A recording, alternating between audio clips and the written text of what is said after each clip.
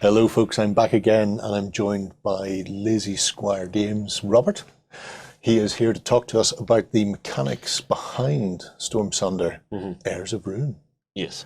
So, we've had a bit of a chat about the world, but when you've actually got past the world and you're trying to get down there and start clapping heads in a dungeon to fill your pockets with as much stuff as possible, how do you actually do it? Where do we start when we're getting into a game of Stormsunder, Robert? Well, once words fail, you're gonna be setting up the encounter. We have a lot of tiles for different locales depending on where you are, and you'll just form the map, place all the enemies, and you'll have to bang heads. The neat thing about Stormsunder's combat is we kept trying to make sure it was streamlined, but still have a lot of strategy in it. So you'll have a lot of options, but once you make those decisions, everything moves fairly quickly. Everything has its place. The AI for the adversaries is very clear. Exactly what they should be doing. As soon as you draw a card from the adversary deck, they'll be doing it too. We have a nice mechanic for defense. We have defense and armor. We're a big fan of having dice, but having things that mitigate the randomness of the dice. So that's what defense does. It's static. It always stays. Armor is a diminishing resource. So as you get hit, you're going to be losing pieces of armor just point by point. And so as the fight goes on, your enemies are going to be hitting harder. To counteract that, you have two signature skills that you get to pick to bring with you. One's a utility one that's fairly powerful, and the other one is your ultimate, which usually kills a lot of people. And so as you're taking more damage, you're getting close to building that signature skill, and it just kind of feeds the fight into that epic conclusion every time you're in an encounter. Sure. That was one thing I quite liked whenever we sat down to have a bit of a look at the game, was that the main ability cards that you can see here, you can actually dump those to actually gain power towards triggering the big abilities. Yeah. So there's a nice little balance of, do I want to take that swing at it, or do I want to just drop this and maybe get a little bit closer to that big hit? Yeah, it's one of those things where you can be slowly, building towards it over the course of time. Let's put it like that. And it's like you say, Robert, when you're starting to be chipped away, when you're losing chunks of armor left, right, and center, you're going to be taking more damage, but you should be getting into a position where you are more likely to be able to wipe things out through the use of the ultimates. So if we go and have a look at one of the character cards. I'll quickly bring us to it here. Yeah, and have a look then at what makes a character for one of the heroes, quote unquote, of Stormsunder. So if we look at Alexander, if you can talk us through the sort of mechanics that you've got in here, because in many respects it has a lot of the feel of a typical RPG, or even a PC-based RPG. So some of the ones where you've played in the past, where you've got certain slots that can be equipped, because it's not just you've got weapon, armor, helmet, shield. There are slots that take multiple items. There are slots that you can change around. There are minimums for the equipment to be equipped. So if people don't have the right stats, they can't always equip them, but then you get you have a communal pool that people can pluck from, and there's all these things where it's not just cut and dried. You're not playing a very dry black and white. You are the tank, therefore you have strength X, and you will always have big beady stick and shield. There's a lot more choices that the group can make when it comes to actually playing with the heroes and equipping them. So you take us through Alexander then. Sure. So, I mean, the first thing you can see on the top left there, you have a little symbol that represents Alexander's class and a number, and that's his level. The demo cards that you guys received, I think they have level 3 and 4. Yeah. Each game of Stormsunder, the heroes can get up to 6 levels, and so you'll start off at level 1, and then as you gain experience, you'll be flipping the card over or switching out a new card, and you'll see that their stats go up. Those equipment slots that they have, they start with fewer. They start getting more slots opening up. The skills on the left there, those generally don't change, but they're pretty powerful. They scale fairly well. Alexander has a nice ability that lets him re-roll a charisma test if he fails, which is helpful unless you fail that roll again, like I always do. But he also does more damage with daggers and swords, I think. So there's And for the heroes, we wanted to make it so that there is a class system behind them. And so all of them, you look at the card like, okay, this is Alexander's stats, but it's really not. It's his stats based off of his class, his race, and all the factors that would go into character creation, which we've created so that in the future, if we want to have people make their own heroes, they'll be able to do that. But on the bottom of his card, he has his stats. It's I don't have the exact order in my head, but it's strength, perception, agility, charisma, and vitality. Each one affects different things. Charisma is not a very strong combat stat, but it does help equipping some of the more powerful weapons in the game. The other ones, they'll often increase your damage with a particular weapon. Perception is really good for firearms, for example, also crossbows. And it's back to that where I talked about we like having the mitigation of the randomness of dice. We have that with what we call base damage. So if you have a high perception stat and you're using a weapon that uses perception, you will have a base stat for damage going forward. Of course, if you want to have your strong, huge tank guy with a pistol, as long as he has the stats to equip it, he may not do as much damage, but maybe that gun has a couple nice debuffs that would work really well for him as he's charging forward.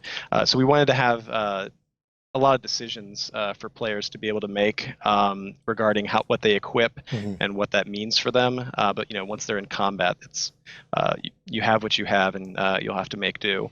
But on the top right, we have the number of action points. In the demo, I think everyone has 5. As they gain levels, they might get a few more. Those are for using abilities, for also attacking with your weapons. A couple of random things like reviving heroes who have fallen.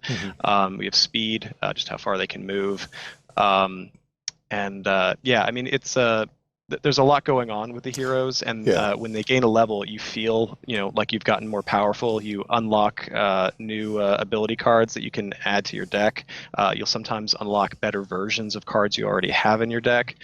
So there's that progression that runs throughout. That like you said, a RPG. I think we've said it before, but Star Wars: Knights of the Old Republic was a huge influence for us, and of course, the core of that game is Dungeons and Dragons. So it's we're definitely RPG fans, and we definitely have that in mind when we're trying to follow in their footsteps. Do you see? I like the idea that you could possibly have character generation in the future, because I would love to see the OnTabletop team running screaming into a dungeon.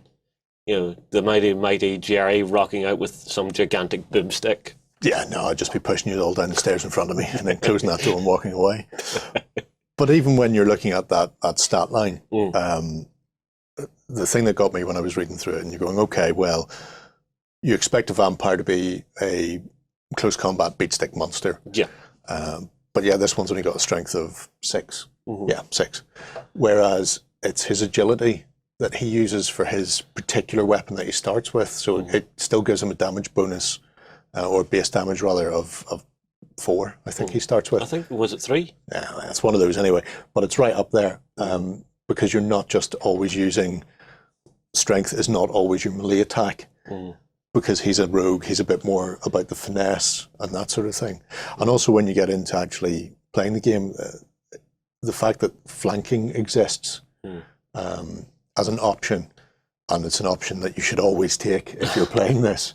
If you can possibly flank an opponent,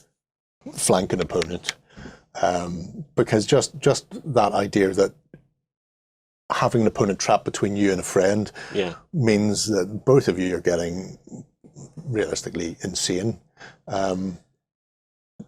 buffs to your base damage. Because if your base damage is 1, normally if you're a priest, but if you happen to be standing behind a priest who's being distracted by Alexander or Winter or whoever it happens to be. I mean, like, Adina's no slouch. She's a base damage of 4 in the game. Yeah, well, she's got the brick on a stick, and she can lump someone with it pretty damn hard.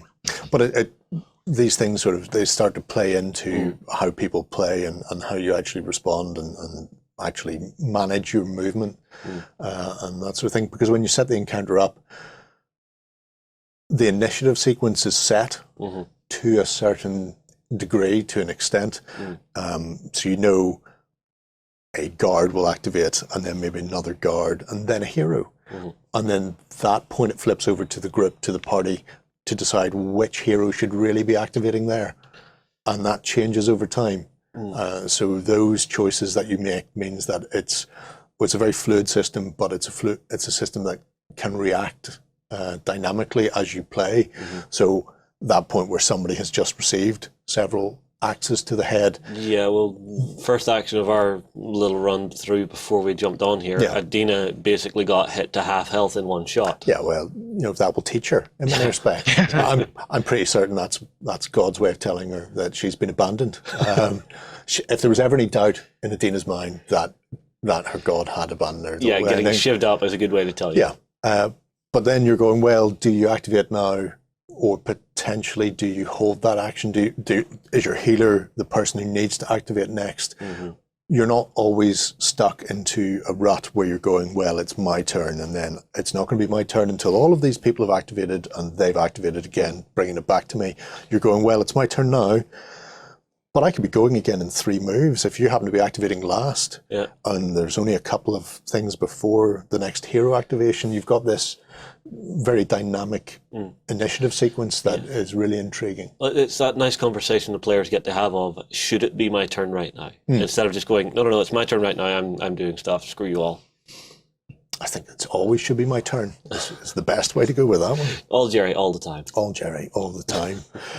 So you've got your abilities, you've got a certain amount of action points to spend on them. The decks themselves progress over time as well, and they're not always beneficial to the party as a whole, shall we say, because of those negative ability cards that crop up once in a while. Do you want to take us through how that plays in then, Robert?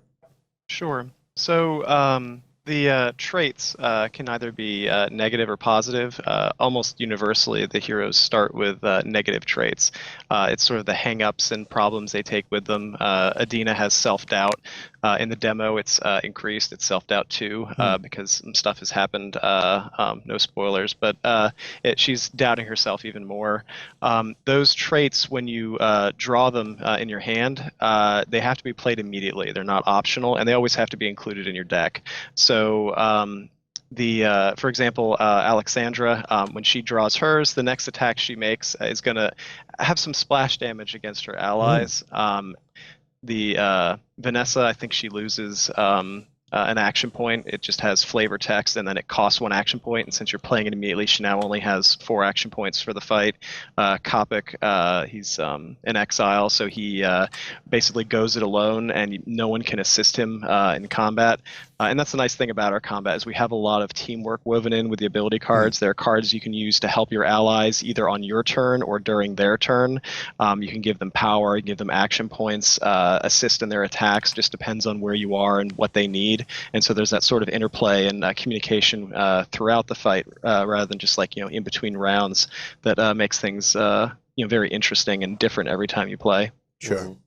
People have got, in the demo, they've got 5 action points, and it may take 2 or 3 action points to attack somebody. But having those 0 action point cards that can be used either in defense for yourself or to protect or help somebody else in your party. And like you say at the start, it is a disparate group that's more or less fallen together at the start of the storyline. They've not been touring the wasteland for years together.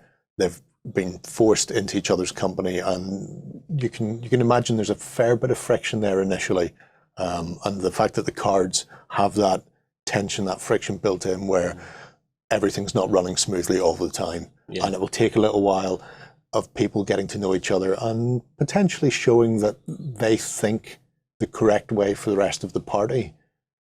If people are making decisions that help achieve the goals that the party have, then I imagine that those negatives will slowly become positives, but at the same time, they're not playing to character. And then that has a whole other kick on of its own, where you need to be doing the right thing for the right character at the right time, kind of feel. It has that tone to me, at least. Oh, I get it. I feel it. That you can't go against type without repercussion, I think is the way it comes across in Stormsunder. If you are playing the heroic tank who's in there and doing whatever he needs to do, but you're constantly just slitting people's throats, or Adina, if she's, out there being a murder hobo. It's not really why her god sent her out there. It's not helping end the storm, and therefore... Yeah, she's not there to get rich. She's there to save the world. Yeah, so at some point, they'll wake up from a haven and she'll have packed her bags and wandered off for a while, perhaps. You've got that. So what's a basic turn breakdown like then for an encounter? So, like you said, you have the setup for the activation order. It's in the encounter setup. They have little slots for heroes. You're picking where your heroes are going to activate. If it's a adversary that's activating, you'll draw a card from the adversary deck. It'll tell you who they're going to attack. Sometimes the deck will have just cards that have the heroes' names on them, so you'll draw Adina's card, and that means Adina is in for some pain. Yeah, and then you follow the AI on the card. It's that if then else kind of feel that we have in the campaign book as well. And so if it might say, like, if Adina or their target's within 2 range, they might do this. If they're farther away, they'll do something else. We have the same movement that we had for Wild Ascent, where you might have advance, which means they just go as far or as close to their target and only stop if they're adjacent. And then we have careful advance, where if it's a range character, they'll go up to when they're in range and then they stop. Some abilities they don't move at all. But anyway, they'll usually attack or add a buff to an ally if they're a commander. Once the turn starts, it's what do I want to do? You might have a very situational ability card in your hand. I think Kopek has something that controls creatures, and I mean, if you're fighting vampires, that card isn't that useful, but it has a higher than average ability cost, which means you can take that ability cost and turn it into power to power one of his signature skills, like Slam, where he can hit a ton of enemies at once. And so the nice thing is you don't typically have dead cards in Stormsunder. It can be irritating to draw cards like, well, I'm never going to use that. But usually the 0 cost abilities that can't be turned into power, they're pretty much always useful, and the other ones you can trade in and do the fun stuff, the signature skills. But you can move up to your speed in fields. You don't have to use all your speed, but you can only use it once. And then if you have a weapon, the weapon will have an action point cost. We have enhance abilities where you'll change the way the attack works, or you'll add an effect to it. Vanessa has a way to make her crossbow bolt hit a target and then a target behind them. Alexander has a lot of enhance abilities that add different effects and damage to what he's doing, might hit an adjacent target, that kind of thing. I mean, sometimes you want to like save a card, like maybe you don't need those action points this round, but maybe that card will allow you to give action points to an ally, so you'll hang on to it, so when it's their turn you can give them action points. I mean, Alexandra with 7 action points is a pretty scary individual. And just move on beyond that. It's a good point at this juncture anyway, to have a look at the sort of the setup of the board. So essentially a board section is broken down into fields, which are the individual hexes, or not hexes, squares. Then you've also got the zones, and then you've got the tiles themselves.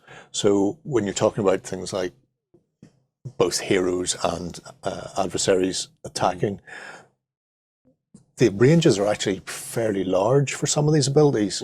So the diagram we have on the left there showing, looks like possibly winter in the middle, but she's got the range 1, the green square around her on the left there shows everybody that's in her range 1 zone, and then range 2 is the larger sort of 16 possibly square grid beyond that.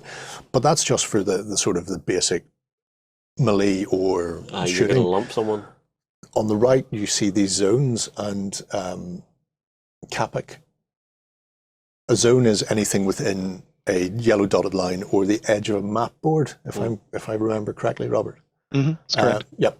So he has an ability where he can remove whatever those buffs are within a zone. So that would be the zone he's in plus the adjacent zone. So that's all of the yellow and all of the orange. Well, that's a big AoE. If he moves, and all he has to do is move over that little yellow dotted line into the orange zone. And he's got everywhere. And then both yellow and green are now adjacent to him. So movement ranges and ability ranges are quite broad in this, because even though the tiles themselves are relatively small, you can build up quite complex maps with them as well, at which point you get sort of zones of control, let's put it like that, become much more interesting. So even though there's not a huge amount of terrain to interact with on a board, you have to be aware of that because of what can be coming at you as well. Yeah. You can't just rely on the fact that you are 4 squares away and you're pretty certain you can't be hit because you're 4 squares away,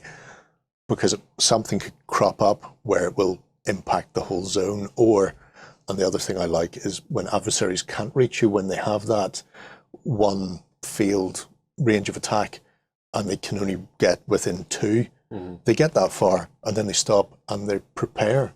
And the next person who activates within line of sight and reach gets it, whether that's a crossbow bolt in the face from an Inquisitor, or a halberd in the face from a guard, or one of the council enforcers with those ridiculous 2-handed swords creeping out the woodwork. So you've always got to be aware of your surroundings and your enemy's surroundings and how all of these things interact with each other. There's a lot going on in a very small area, let's put it like that. So, after you've got your encounter and you've done the good deed through use of clever abilities and cards, and you get to smash face. Yeah, and amoral stabbings, okay. Yeah. Then you get to loot stuff. And I have to say, the loot cards are some of my favourite things that I've ever come across in my life. You often, in most RPGs, you'll always end up with something that you've spent a lot of time killing and then you get nothing off them, or you get a barrier or something unreasonable. And you get this replicated in the game where you've got multiple decks of loot cards, but they're all fed by one sort of main loot deck. So what was the idea behind that then, Robert? Apart from just annoying your players.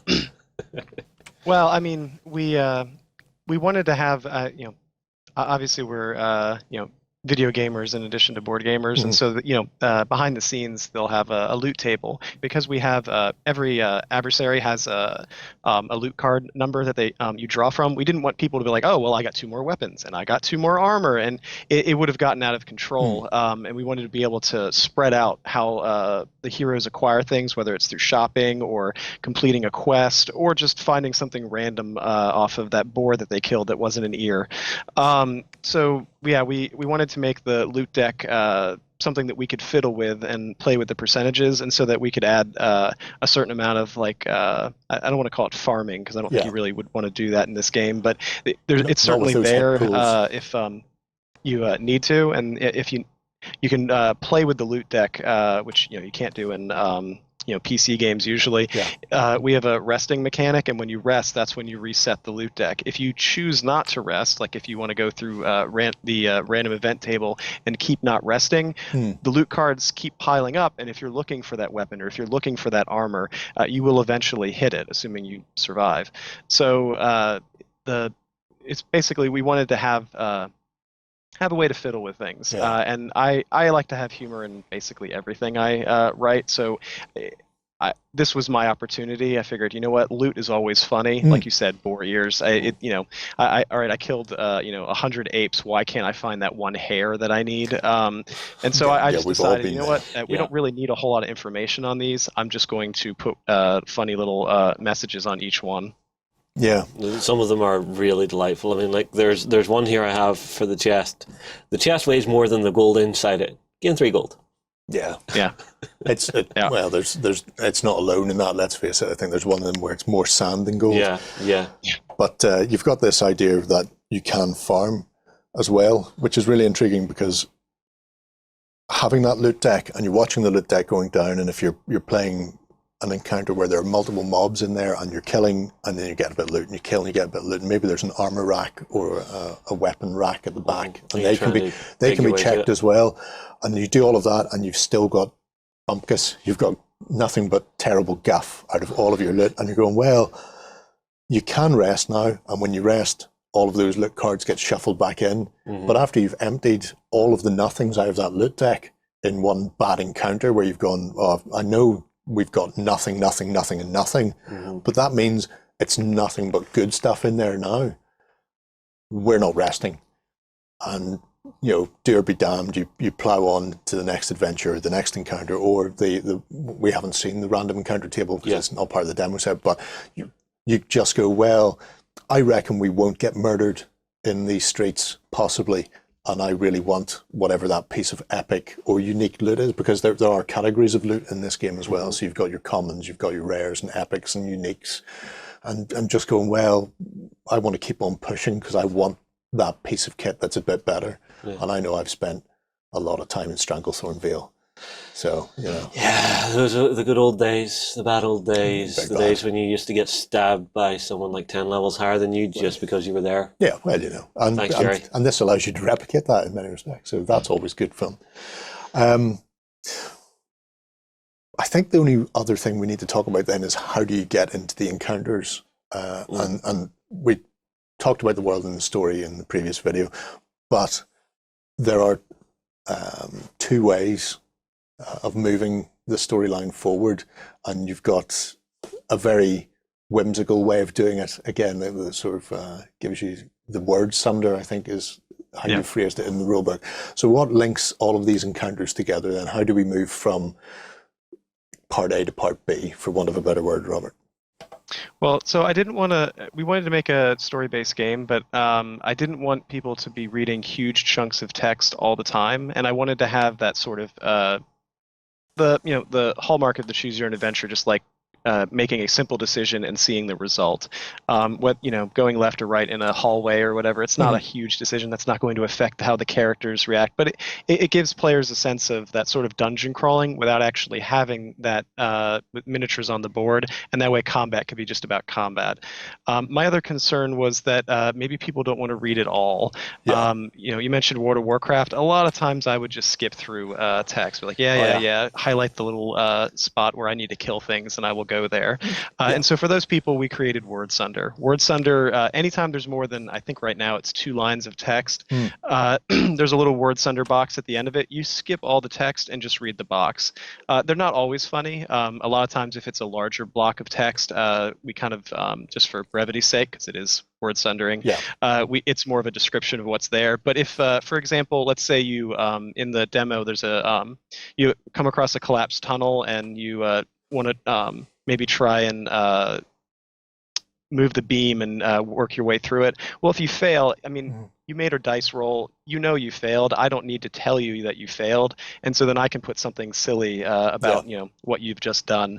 My favorite one in the demo by far is if you decide to kill Daver. He's the only quest giver in the demo. And so I think it says, Alexander killed Daver. Way to end the demo early. I've seen that. So, I mean, it's some of it's tongue-in-cheek, some of it's just, that straight abridged version of the text, but it allows you to keep up with the story without having to read large blocks of text if that's not what you want to do. Yeah. It also means that if you're playing through the game again, maybe with new people who also don't want to read, you can still keep up and remember, oh yeah, I remember that part, that's when Adina did this, and it's all done in that little tiny box, and you can sit there and read through the campaign book fairly quickly just by going through the boxes. So yeah, it's kind of excited about it. I think I hope people who don't like reading with board games give the game a shot because of it. Yeah, it's a very, very abridged way of getting into it. You still get the flavor. Yeah. And look, sometimes it is very whimsical where you've got a page of text, and at the end of the page of text there's a little word sunder box that says Vanessa wants to kill him, something about a table, I think. I wasn't really listening. So this one. Yeah, there you go. The party walks into Daver's manor. He's as fancy as a cheap suit and super scared of Vanessa. Vanessa hates him because of a table or something and wants to kill him. Is Alexander game? Sure, why not? But it does. I really like the ideas that you can go off there and you can have a very interesting story-based RPG, and if people just want to play it for the dungeon crawling side of it, if you want to go hardcore and just go pure tactics, you can. You can, but because the storyline is so integral to where the encounters take place and what becomes available, and even things like future encounters dependent on previous choices in the storyline and the people you bring with you. So if you've killed somebody, then later on that blocks off routes for you or opens up new routes, or if somebody else has done something, then it gives you options for the equipment. So the choices, they are there's a necessity behind them, and you don't want people just essentially going always turn left without at least knowing why they're turning left. So having that word Sunder in there, and you just go, well, now you know, this is your choice. Here's a very abridged version of it. Go nuts. That, or they're kind of like Derek Zoolander, they can't turn right. Could be, certainly. So yeah, that is essentially the basis of the world of Stormsunder, and navigating through the storyline and how you beat people up when you get there. Well, the system, from what I've seen, looks really well engineered. Everything is like baked into the cards and stuff in front of you. I think you're maybe checking like status effects once in a while, but nothing too like super heavy. You're not going to be flicking back and forth and back and forth. The game is designed to run, and once you understand it, you will just get on with it, not a problem. Yeah, I think it's a lovely system for a dungeon crawler. And the only real question is just how quickly can you die to a horde of guards and council enforcers. Very quickly if it's me with the way I roll. Yeah, well, you know, that's why the priestess is always pushed forward in a party. I'm fairly certain it's not that, no. You know, it's kind of leaving me standing there going, God, a little help here? Yeah, well, it explains why she does have issues and doubts. So, is there anything else that you want to cover in that, Robert? Or I think we've touched on most parts and parcels of the core mechanics. Yeah, I think we've hit most of the high notes. That sort of different, the same battle, but a different way of seeing it or having the effects changed is a lot of fun. You know, for example, in the demo, we have a fight where you can completely avoid it by going through that collapsed tunnel.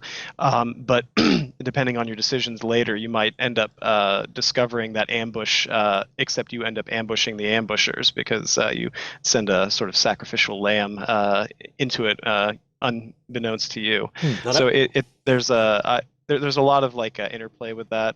Sometimes it's within the same fight. Like, you know, if you're, for example, the ambush, if you're actually being ambushed, maybe your characters made that perception test and they have like a little bit easier time. Not, you know, they still got ambushed, but at least they noticed something before it was sprung. But yeah, there's a lot of interesting things that can happen with the fights, and we have a lot of fun mechanics fight per fight. It's not always just here, kill that guy, and then that's, you know, that's what's happening. There's a lot of interplay with the environment. Right. Very cool indeed. Yeah. Well, folks, we're going to saunter on and see what else we can come up with for Stormsunder. We'll keep you on tenterhooks until then. If you've any questions about the mechanics or the game, then drop them in below, and we'll do our very best to let you know the answers. Take care. Go ahead and check out our other content on screen now. And while you're at it, why not hit subscribe and remember to ding our dong. Go on, you know you want to click it. Go on.